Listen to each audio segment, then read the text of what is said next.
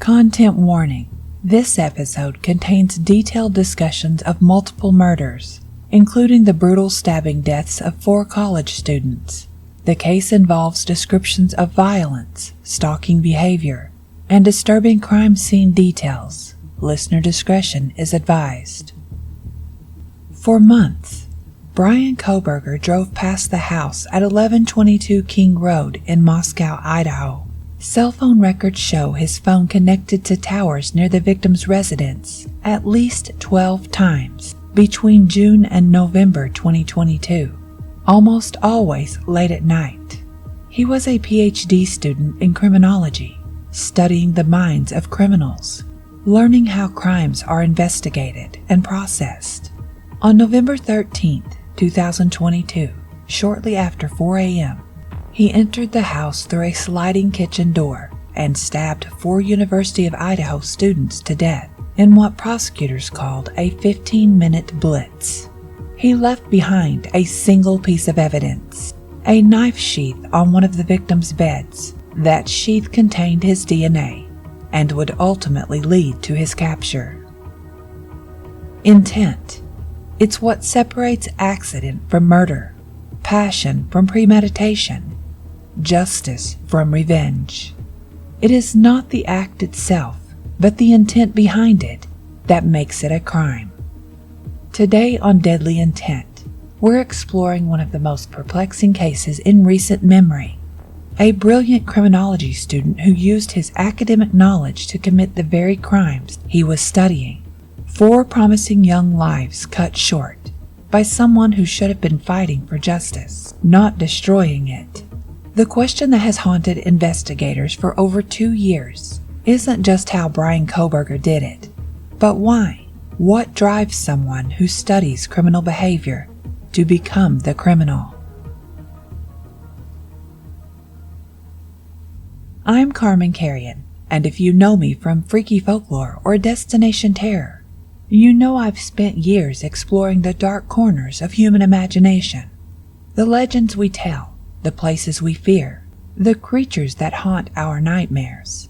But I've come to realize that the most terrifying monsters aren't the ones from our folklore. They're the ones who walk among us, who breathe the same air, who look just like you and me. Welcome back to Deadly Intent, where we dive deep into the criminal cases that reveal the most disturbing corners of the human psyche. Today's case forces us to confront an uncomfortable question. Can academic knowledge about crime create killers?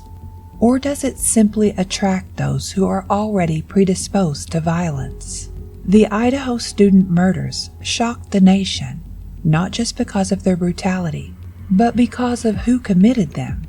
Bryan Kohberger wasn't a career criminal or someone with a history of violence. He was a graduate student pursuing a PhD in criminology, someone who should have been dedicated to understanding and preventing crime, not committing it. But perhaps that's exactly what made him so dangerous. August 2022, Pullman, Washington. Bryan Christopher Kohberger arrived at Washington State University to begin his doctoral studies in criminology, joining a small, tight-knit group of just 34 graduate students dedicated to understanding criminal behavior. At 27 years old, Kohberger seemed like the ideal graduate student. He had earned his bachelor's and master's degrees in criminal justice from DeSales University in Pennsylvania, where he studied under renowned forensic psychologist Catherine Ramsland, a woman known for her work with some of the country's most notorious serial killers, including BTK killer Dennis Rader. Kohberger's academic record was impressive. He had written detailed papers on crime scene processing and had conducted research on how emotions and psychological traits influence decision-making when committing crimes. His professors described him as intelligent, focused, and deeply interested in the criminal mind. But from the very beginning of his time at Washington State, there were warning signs. As a teaching assistant in the criminology program, Koberger was responsible for leading classes and grading papers. It should have been a natural fit. Someone passionate about criminal justice, helping to educate the next generation of students and law enforcement professionals.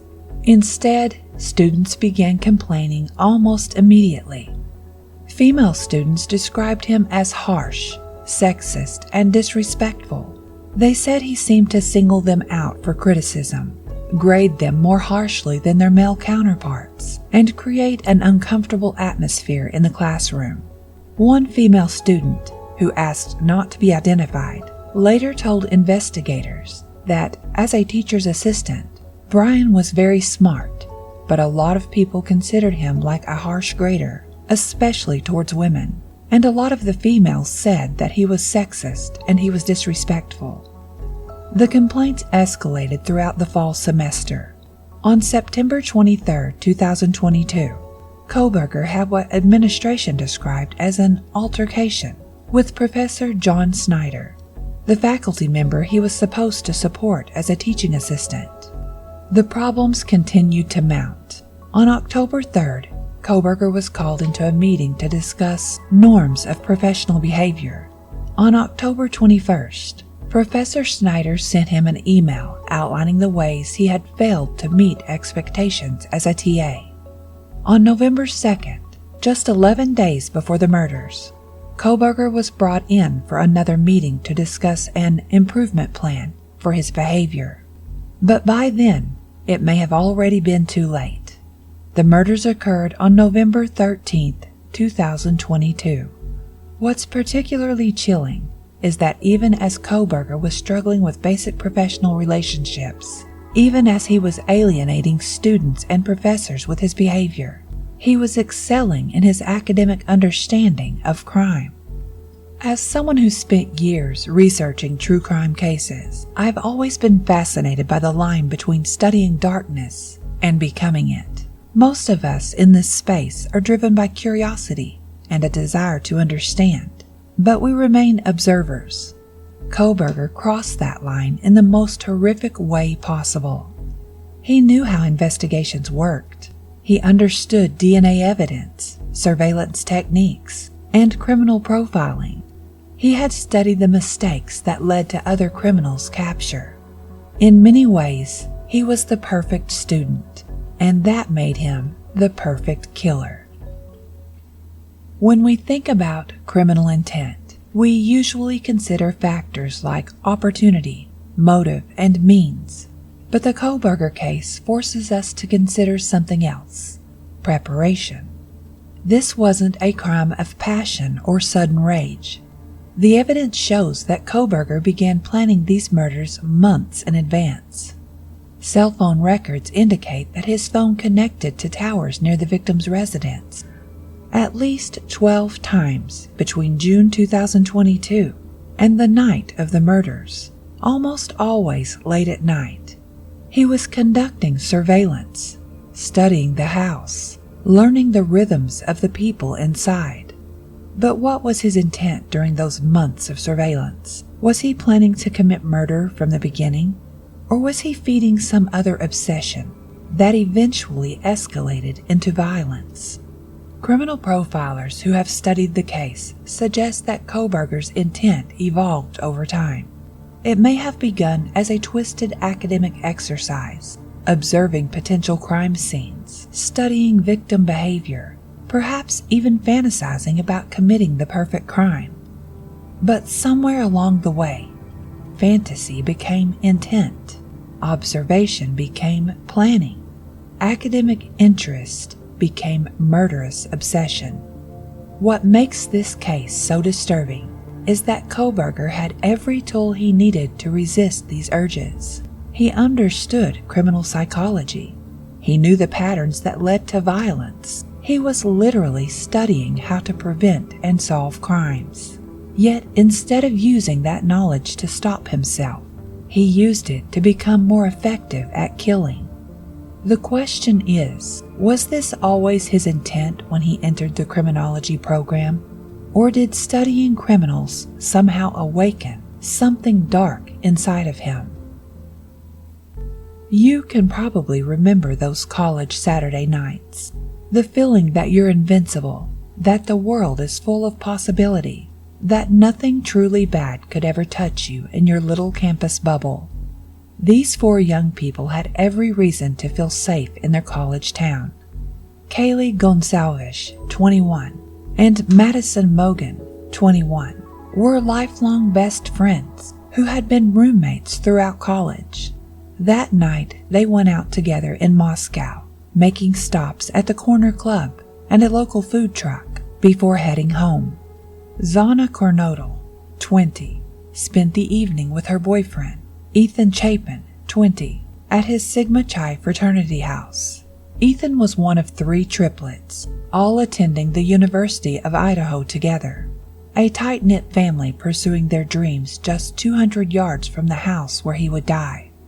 The four had no idea that someone had been watching their house for months. They didn't know that a criminology student from the neighboring state had been studying their routines, their schedules, their vulnerabilities. At around 1:45 a.m. on November 13th, Kaylee and Madison returned to their house at 1122 King Road, a typical college rental shared by 6 students. Zana and Ethan arrived home around the same time. 2 other roommates were also in the house that night, but they were on the lower floor and would survive the attack. At approximately 4 a.m., Zana received a DoorDash food delivery, a detail that would prove crucial to establishing the timeline of what happened next. Shortly after 4 a.m., according to prosecutors, Brian Kohberger parked his white Hyundai Elantra behind the house and entered through the kitchen sliding door. What happened next was a calculated massacre that lasted approximately 15 minutes. Kohberger went directly to the 3rd floor, where Kaylee and Madison were sleeping together in Madison's room. He stabbed both young women to death as they slept. The attack was swift and brutal. Neither victim had time to call for help or defend themselves effectively. As Kohberger moved through the house, he encountered Zana Kornodal, who was still awake after receiving her food delivery. Prosecutors believed she fought back, but she was no match for someone who had come prepared to kill. Ethan Chapin was found in Zana's bedroom, apparently killed while still asleep. The young man who had attended a formal with his sister just hours earlier, who had been looking forward to graduating and starting his life, never had a chance to defend himself or his girlfriend. In the chaos of the attack, Kohberger made one crucial mistake. He left behind a tan leather knife sheath on Madison's bed. The sheath contained male DNA that would eventually be matched to him through genetic genealogy. After killing 4 people, Kohberger calmly left the house the same way he had entered. Surveillance video showed his car speeding away from the area at approximately 4:20 a.m. The 2 surviving roommates, who lived on the lower floor, apparently slept through the attack. It wasn't until nearly 8 hours later, around noon, that 911 was called to report an unconscious person. By then, Kohberger was back in Pullman, Washington, maintaining his normal routine as if nothing had happened. In the days and weeks following the murders, Brian Kohberger continued his life as a graduate student. He attended classes, completed assignments, and even continued working as a teaching assistant. Though students noted he seemed more distracted than usual and had become an easier grader.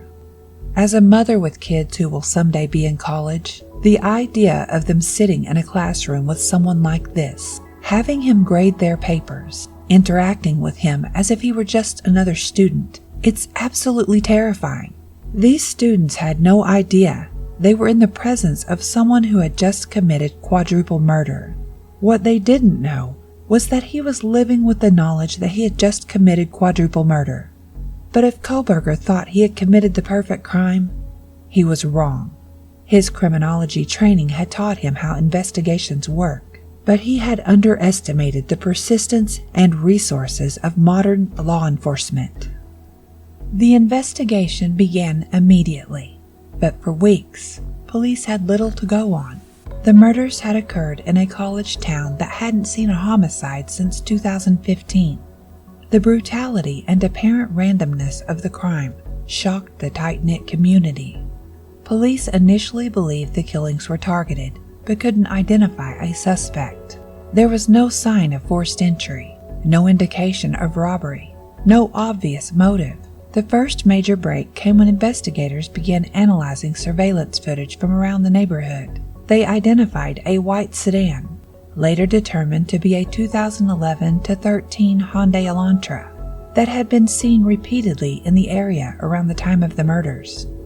On December 7th, police released a public appeal asking for information about the white Elantra. They didn't know it at the time, but the owner of that car was sitting in classrooms just miles away, continuing to study criminology while investigators hunted for him.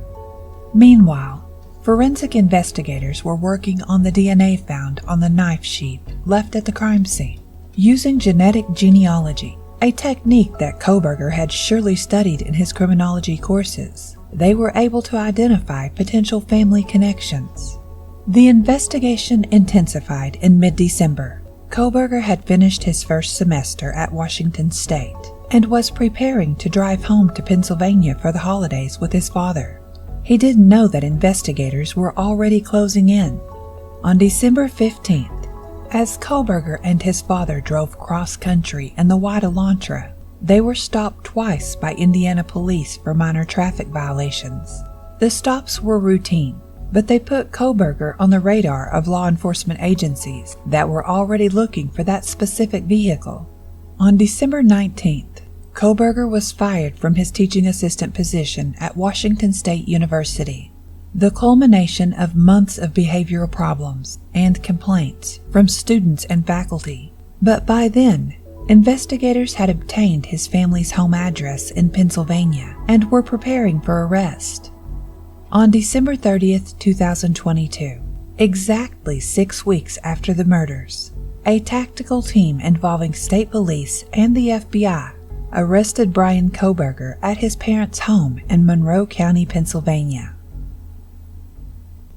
The arrest of Bryan Kohberger raised profound questions about criminal intent that we're still grappling with today. Here was someone who had dedicated years to studying criminal behavior, who understood the psychology of murder, who knew exactly how investigations worked. If anyone should have been able to resist violent impulses, it should have been him. So what was his true intent when he entered the criminology program? Was he genuinely interested in understanding and preventing crime? Or was he studying criminals to become a better one himself? Some forensic psychologists have suggested that Kohberger represents a rare but terrifying type of criminal, the academic killer who approaches murder as an intellectual exercise. Like Leopold and Loeb, the wealthy college students who committed the thrill killing of Bobby Franks in 1924, Kohberger may have been motivated by the challenge of committing the perfect crime. His academic background gave him advantages that typical killers don't have. He understood DNA evidence and knew to be careful about leaving biological material at the scene. He studied surveillance techniques and knew how to avoid cameras. He understood criminal profiling and knew how to avoid creating obvious patterns. But knowledge can be a double-edged sword. The same education that helped Kohberger plan his crimes may have also made him overconfident. He knew enough to be dangerous, but not enough to be perfect.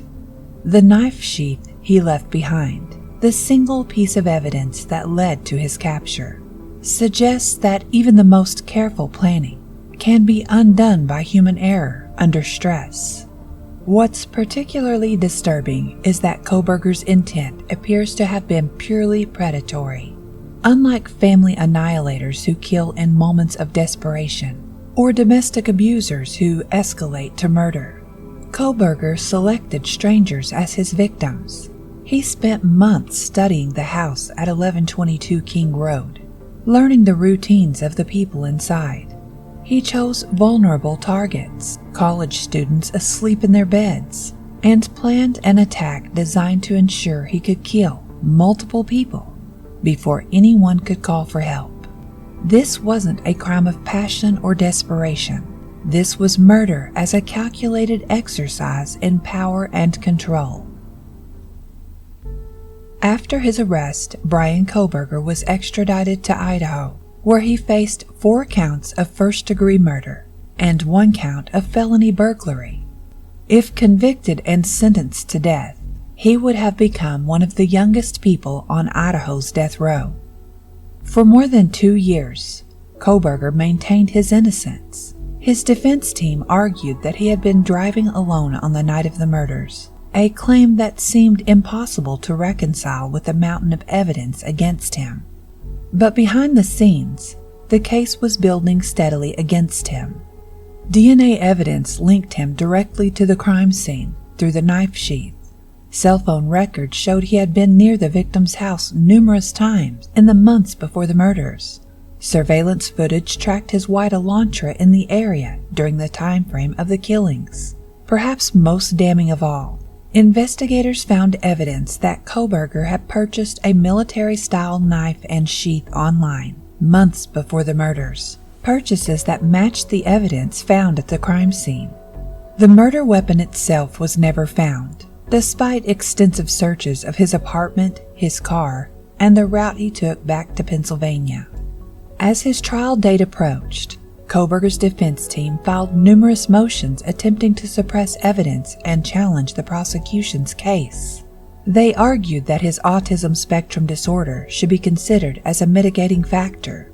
They requested a change of venue due to extensive media coverage, but the evidence continued to mount. In 2024, the case was moved from Moscow to Boise to ensure a fair trial. Prosecutors announced they would seek the death penalty. Jury selection was scheduled to begin in August 2025, with the trial expected to be one of the most closely watched criminal proceedings in recent memory. Then, on July 2, 2025, everything changed. In a packed courtroom at the Ada County Courthouse in Boise, Bryan Kohberger did something that shocked everyone who had followed the case. He pleaded guilty. "Are you pleading guilty because you are guilty?" Judge Stephen Hippler asked. "Yes," Kohberger replied quietly. One by one, Judge Hippler went through each charge, naming each victim individually. Madison Mogen, Kaylee Gonsalves, Zana Kernodle, Ethan Chapin. Each time, Kohberger admitted his guilt. For the first time since the murders, the families of the victims heard the killer take responsibility for their loved ones' deaths. As part of the plea deal, Kohberger was sentenced to 4 consecutive life sentences without the possibility of parole, plus 10 years for the burglary charge. He also waived his right to appeal. The death penalty was taken off the table in exchange for the plea. The resolution of the Kohberger case brought mixed emotions for the victims' families. While some were relieved to avoid a lengthy trial and the possibility of appeals that could drag on for decades, others felt cheated of the chance to understand why their loved ones had to die. Steve Gonsalves, Kaylee's father, expressed his frustration with the plea deal, saying his family deserved to know when the beginning of the end was. The families had wanted a full confession that would provide details about Kohberger's motives and planning. Instead, they were left with the bare facts of his guilt, but little insight into why 4 promising young lives had to end. The case had broader implications for the communities involved. The University of Idaho created a memorial garden for the victims and established scholarships in their names. The house at 1122 King Road was demolished in December 2023, despite objections from some family members who felt it contained crucial evidence. For the criminology community, The case raised uncomfortable questions about how academic programs screen students and whether studying criminal behavior can somehow contribute to creating criminals. Washington State University conducted its own review of how Kohberger had been admitted to their program and whether warning signs had been missed. While the university maintained that no one could have predicted his violence, the case highlighted the need for better monitoring of students who show concerning behaviors. The revelation that Kohberger had been fired from his teaching assistant position just days before his arrest suggested that the university had recognized problems, but perhaps not their full extent. For law enforcement, the case demonstrated both the power and limitations of modern investigative techniques. Genetic genealogy and cell phone tracking had been crucial to identifying and locating Kohberger, but traditional detective work, analyzing surveillance footage, building timelines, following leads, remained essential. The case also highlighted the importance of physical evidence. Despite all his academic knowledge about crime scene processing, Kohberger had made the crucial error that led to his capture. As we conclude our examination of the Idaho Student Murders, we return to the central question of intent. Bryan Kohberger spent years studying criminal behavior, learning about the motivations that drive people to kill, understanding the psychology of violence. Yet when he finally revealed his intent through his actions, it was perhaps the most senseless and predatory motive imaginable. He didn't kill for money, revenge, passion, or even twisted ideology. He appears to have killed simply because he wanted to experience what it felt like to take human lives. In his plea hearing, Kohberger was not required to explain his motives or provide details about his planning. The families of his victims may never fully understand why their loved ones were selected to die. But perhaps that's fitting, because some criminal intent defies rational explanation. Not every killer has a motive that makes sense to normal people. Sometimes the intent is simply evil. The desire to inflict suffering and death for its own sake. Kohberger's academic background may have given him the tools to be a more effective killer, but it didn't create his homicidal intent. That darkness was already inside him when he entered the criminology program. The most disturbing aspect of this case isn't that a criminology student committed murder. It's that someone capable of such violence was able to function normally in academic and professional settings for years without anyone recognizing the full extent of the danger he posed.